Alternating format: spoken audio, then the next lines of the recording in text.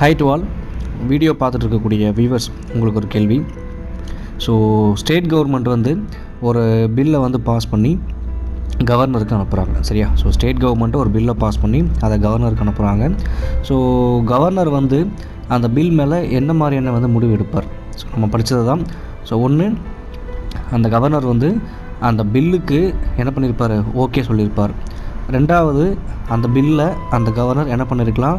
Reject பண்ணியிருக்கலாம், சரியா? So அசன்ட் கொடுக்காம நிப்பாட்டி வச்சுருக்கலாம். மூணாவது, அந்த கவர்னர் என்ன பண்ணுவார்?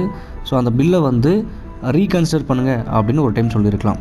நாலாவது என்ன பண்ணலாம்? அந்த பில்லை அந்த கவர்னர் பிரசிடெண்ட்டோடைய மேற்பார்வைக்கு என்ன பண்ணியிருக்கலாம்? அனுப்பியிருக்கலாம். ஸோ இப்போது பிரசிடெண்ட்டோடைய மேற்பார்வைக்கு அனுப்பும்போது அந்த பிரசிடெண்ட்டு அந்த பில் மேலே என்ன மாதிரியான ஆக்ஷன்ஸை எடுப்பார் அப்படின்றத நீங்கள் உங்களுக்கு தெரிஞ்சால் கமெண்ட்டில் சொல்லுங்கள்.